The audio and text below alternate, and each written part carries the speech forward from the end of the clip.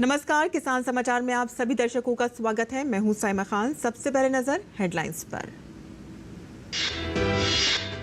किसानों के चहुमुखी विकास के प्रति अपनी प्रतिबद्धता दोहराते हुए प्रधानमंत्री नरेंद्र मोदी ने महाराष्ट्र के वाशिम में किसानों को दी बड़ी सौगात। किसानों के चहुमुखी विकास के लिए कई योजनाओं का किया शुभारंभ। वहीं पीएम किसान सम्मान निधि की किस्त भी की जारी।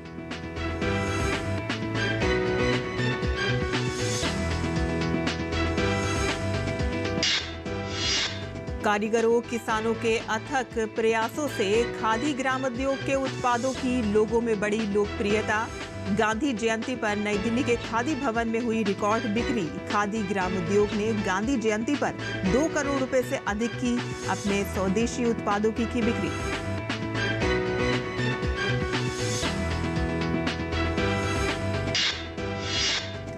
नारियल किसानों के लिए सरकार का बड़ा फैसला। नारियल उत्पादन बढ़ाने के लिए सरकार देश भर में किसानों को कर रही है प्रशिक्षित।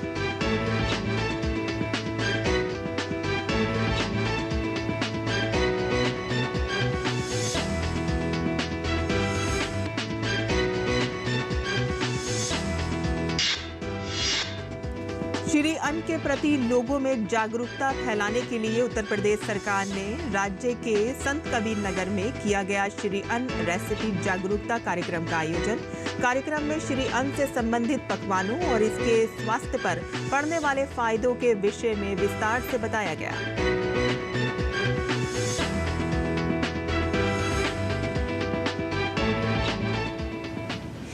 और अब समाचार विस्तार से।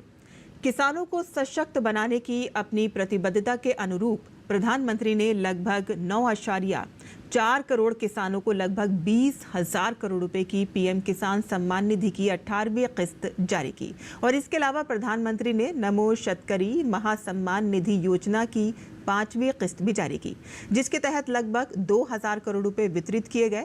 कृषि अवसंरचना कोष के तहत 1,920 करोड़ रुपए से अधिक की 7,500 से अधिक परियोजनाएं राष्ट्र को समर्पित की। प्रमुख परियोजनाओं में कस्टम हायरिंग सेंटर, प्राथमिक प्रसंस्करण इकाइयां, गोदाम, छटाई और ग्रेडिंग इकाइयां, कोल्ड स्टोरेज परियोजनाएं, प्रबंधन परियोजनाएं शामिल हैं। वहीं 9,200 किसान उत्पादक संगठनों को भी राष्ट्र को समर्पित किया गया, जिनका संयुक्त कारोबार लगभग 1,300 करोड़ रुपए है। इसके अलावा प्रधानमंत्री ने मवेशियों के लिए एकीकृत जीनोमिक चिप और स्वदेशी सेक्स सॉर्टेड सीमेन तकनीक का शुभारंभ किया।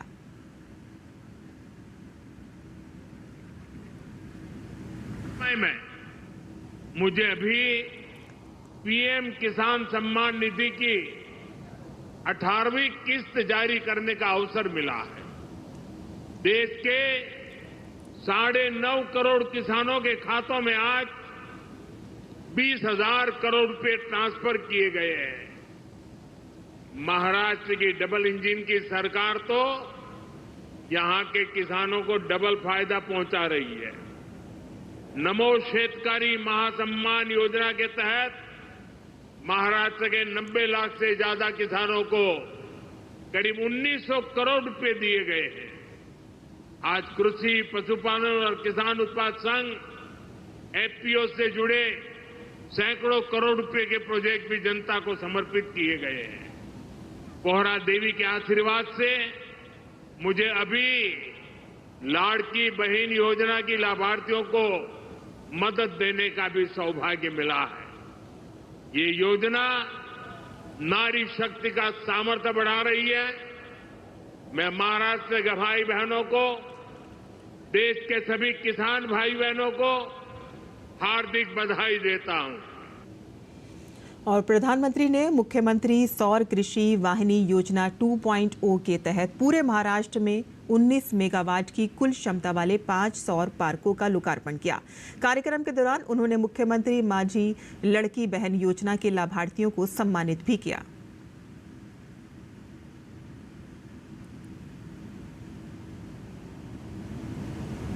और केंद्रीय कृषि मंत्री शिवराज सिंह चौहान ने कहा कि प्रधानमंत्री नरेंद्र मोदी ने हमेशा किसानों के चहुमुखी विकास के लिए काम किया है।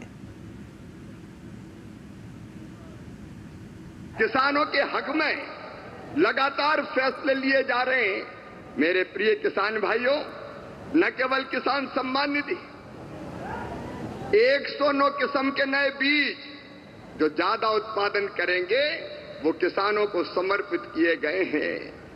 मैं सारे फैसलों में समय नहीं लगाना चाहता, लेकिन किसान हितैषी मुख्यमंत्री प्रधानमंत्री हमारे आदरणीय मोदी जी जब सोयाबीन के दाम कम हुए तो प्रधानमंत्री जी ने किसानों के हित में फैसला लिया कि बाहर से आने वाले तेल पर 20% आयात शुल्क लगाया जाएगा और उसी का परिणाम है कि सोयाबीन के दाम अब लगातार बढ़ रहे हैं। किसान को ठीक दाम देने वाले हमारे प्रधानमंत्री जी।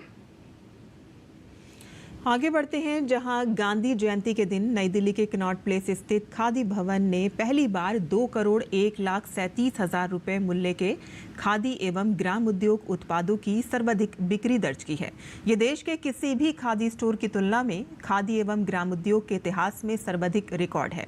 आंकड़ों के अनुसार खादी भवन में 2.01 करोड़ रुपए के खादी एवं ग्राम उद्योग उत्पाद बेचे गए, जिसमें 67.32 लाख रुपए की कॉटन खादी, 44.75 लाख रुपए की सिल्क खादी, 7.61 लाख रुपए की ऊनी खादी, 1.87 की पॉली खादी, 65.09 लाख रुपए की रेडीमेड खादी शामिल है।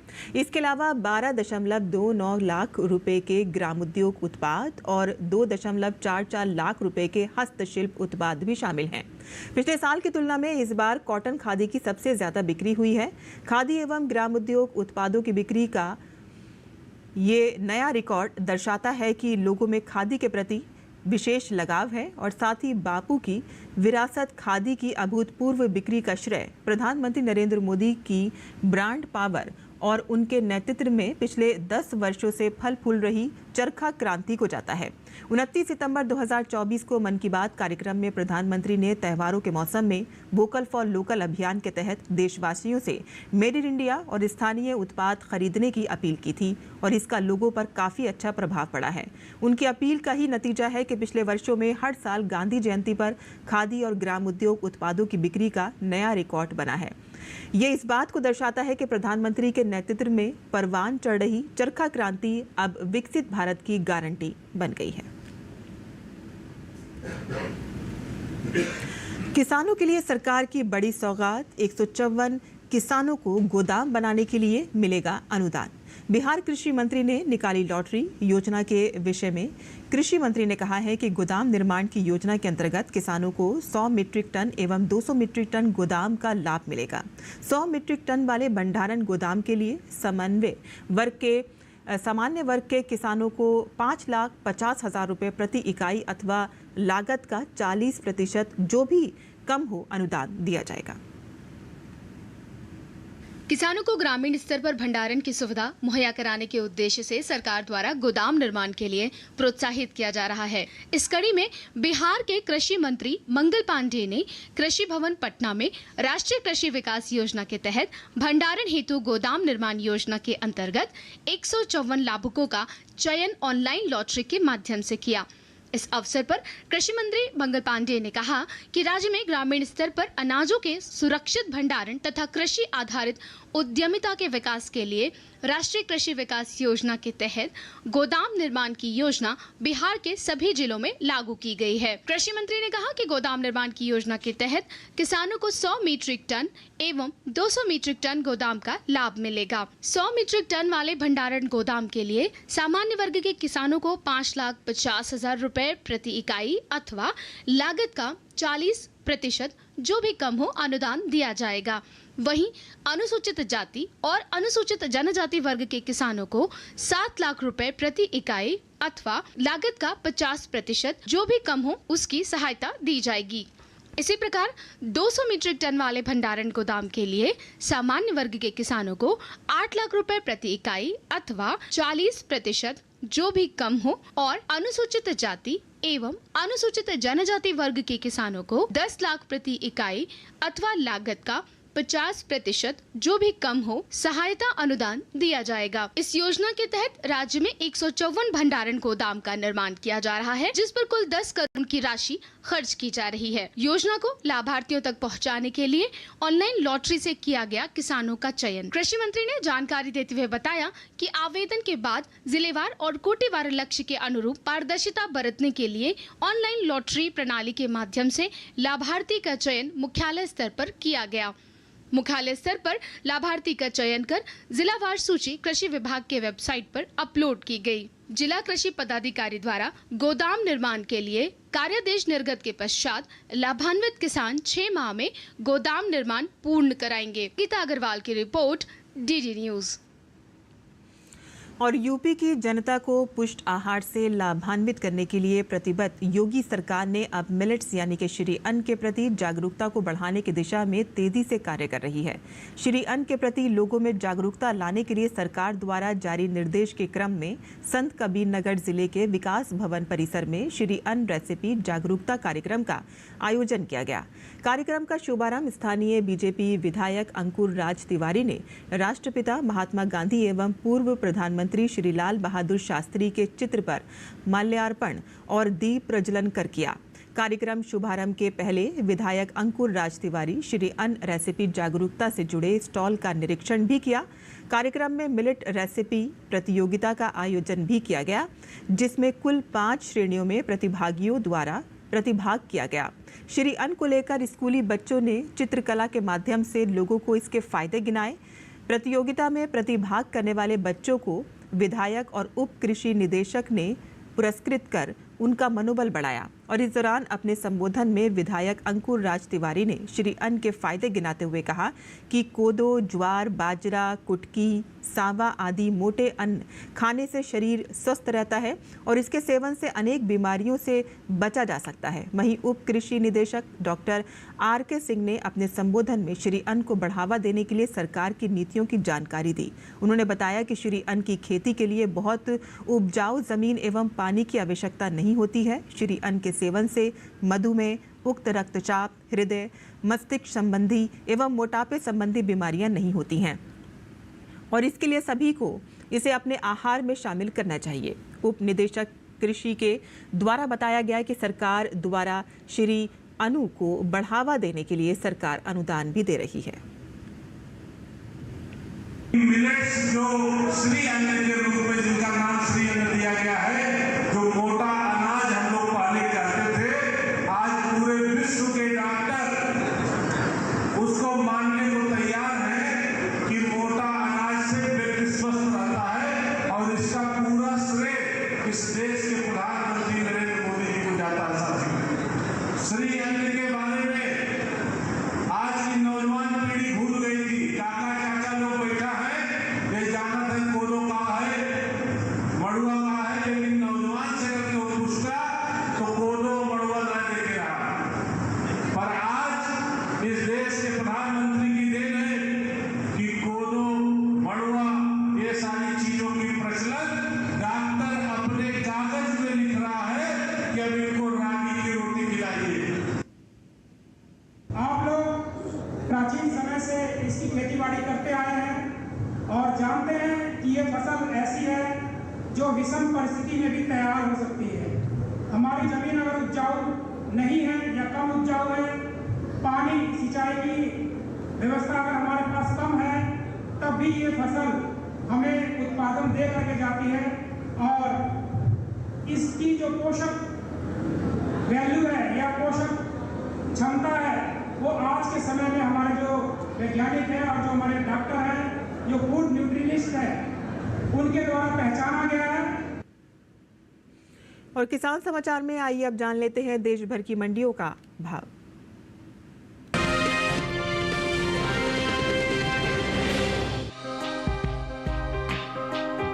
शनिवार को सावरकुंडला मंडी में उड़द के सौदे मजबूती के साथ हुए, जबकि जलगांव, गुलाबपुरा और आजमगढ़ मंडी में इस दौरान उड़द के भाव में गिरावट देखने को मिली।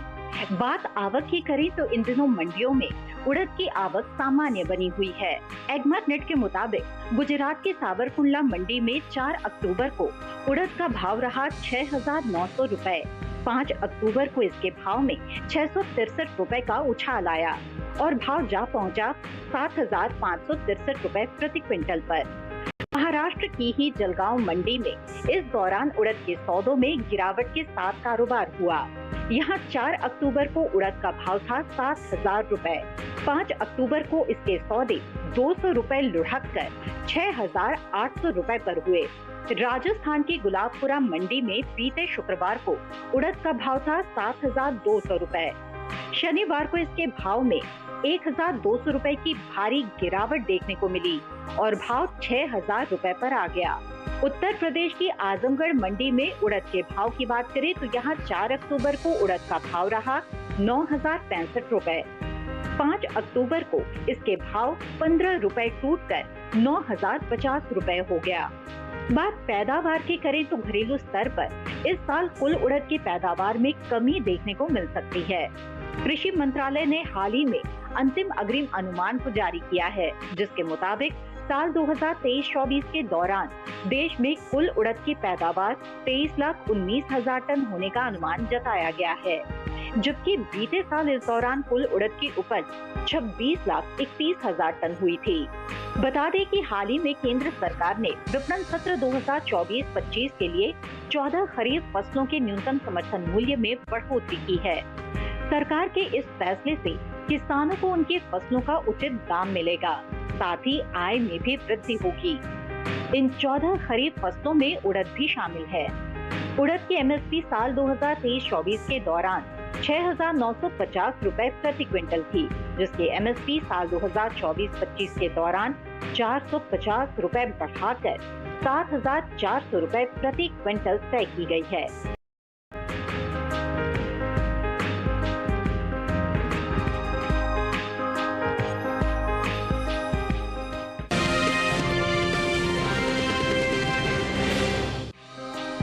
देश में तिलहन की पैदावार को बढ़ाने और खाद्य तेलों में आत्मनिर्भरता हासिल करने के लिए कैबिनेट ने राष्ट्रीय खाद्य तेल मिशन तिलहन यानी NMEO तिलहन को 10,103 करोड़ के वित्तीय परिव्यय के साथ मंजूरी दी, जिससे तिलहन की खेती करने वाले किसानों को लाभ होगा और वो समृद्ध बनेंगे।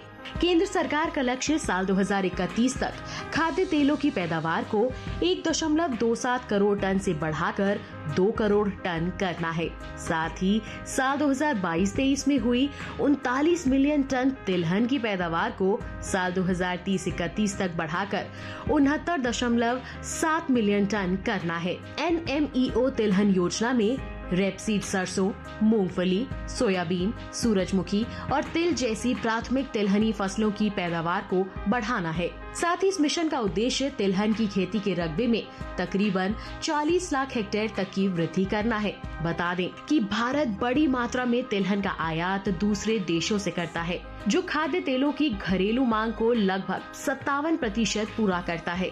इस निर्भरता को दूर करने और देश की आत्मनिर्भरता को बढ़ावा देने के लिए भारत सरकार ने खाद्य तेलों की घरेलू पैदावार को बढ़ाने के लिए कई उपाय किए हैं, जिनमें 2021 में देश में तेल पाम की खेती को बढ़ावा देने के लिए 11,040 करोड़ रुपए के परिव्यय के साथ राष्ट्रीय खाद्य तेल मिशन ऑयल पाम का शुभ आरंभ शामिल है। वहीं घरेलू स्तर पर इस साल तिलहन की कुल पैदावार को देखें तो कृषि मंत्रालय की ओर से हाल ही में जारी अंतिम अग्रिम अनुमान के मुताबिक साल 2023-24 के दौरान देश में कुल तिलहन की उपज 396,69,000 टन होने का अनुमान जताया गया है, जबकि बीते साल इस दौरान कुल तिलहन की उपज 413,55,000 टन रही थी।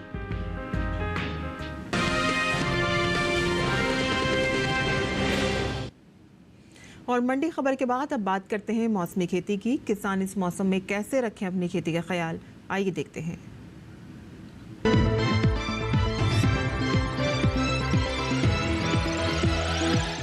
नमस्कार, आप देख रहे हैं डीडी किसान। मैं हूं AI कृष और आज हम पंजाब, हरियाणा और दिल्ली में होने वाली खेती किसानी से संबंधित सलाहों के बारे में पूरी जानकारी देंगे। पश्चिमी पंजाब के किसान इस समय कपास और बैंगन के खेतों में सिंचाई करें। इसके साथ ही यहां इस समय धान को रोगों से बचाएं। वहीं पश्चिमी पंजाब के मैदानी इलाकों के किसान इस समय मटर में निराई का काम करें। इसके साथ ही यहां आलू की रोपाई करें। पंजाब के असमतल मैदानी इलाकों में धान की कटाई से 2 हफ्ते पहले सिंचाई बंद कर दें। इसके अलावा यहां गन्ने की जल्दी तैयार होने वाली किस्मों की रोपाई जारी रखें। पंजाब के असमतल मैदानी इलाकों में ही मक्के की कटाई करें। इसके साथ ही यहां इस समय फूल गोभी की रोपाई के अलावा सर्दियों की सब्जियों जैसे गाजर, मूली, शलजम और पालक की बुवाई जारी रखें।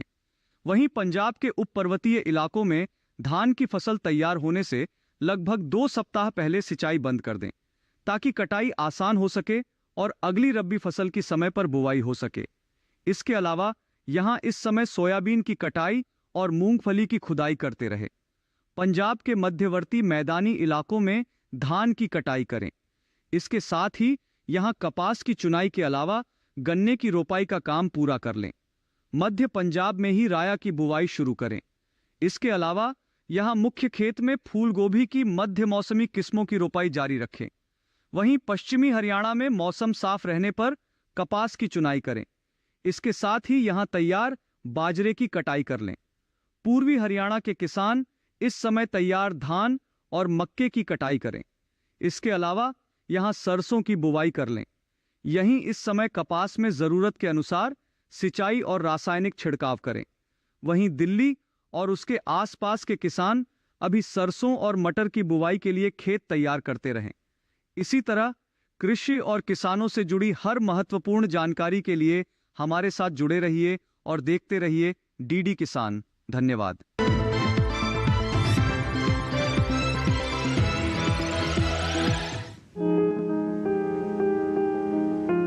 ये समय मूली की बुवाई के लिए बेहतर है। इस समय किसान मूली की पूसा मृदुला किस्म लगा सकते हैं। मूली की इस किस्म की बुवाई सितंबर से फरवरी तक की जा सकती है। खास बात ये है कि ये किस्म पूरे भारत में लगाई जा सकती है। 1 हेक्टेयर में बुवाई करने पर इसकी 135 क्विंटल तक उपज ली जा सकती है। इस मूली की जड़ लट्टू के आकार की होती है और इसका रंग चमकीला लाल होता है। ये खाने में मुलायम होती है और इसका स्वाद काफी तीखा होता है। इसकी पत्तियां गहरे रंग की होती हैं। बुआई के 20 से 25 दिनों के बाद ये तैयार हो जाती है। किसान बुआई से पहले खेतों को जोतकर एकदम समतल कर लें। साथ ही खेत में से खरपतवार को भी पूरी तरह से निकाल लें। बुआई के लिए 8 से 10 किलो बीज 1 हेक्टेयर के लिए काफी रहेंगे। बुआई करते समय पंक्ति से पंक्ति की दूरी 30 सेंटीमीटर और पौध से पौध की दूरी 10 सेंटीमीटर रखें। बुआई के बाद 6 से 7 दिन के अंतराल पर फसल में सिंचाई करें। मूली में चेपा होने का खतरा बना रहता है। इससे बचाव के लिए विशेषज्ञों की सलाह पर उचित दवाओं का छिड़काव करें। दवाओं के छिड़काव से पहले फसल पर नीम के घोल या नीम के तेल का छिड़काव करें। अगर इससे कोई फर्क नजर नहीं आए तभी दवाओं का छिड़काव करें।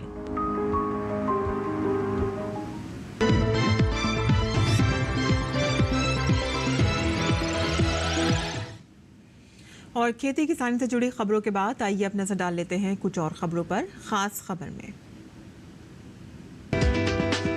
कोलकाता के आरजीकर अस्पताल में डॉक्टर के साथ रेप और मर्डर केस के खिलाफ प्रदर्शन कर रहे जूनियर डॉक्टर्स अब अमरण अनशन पर।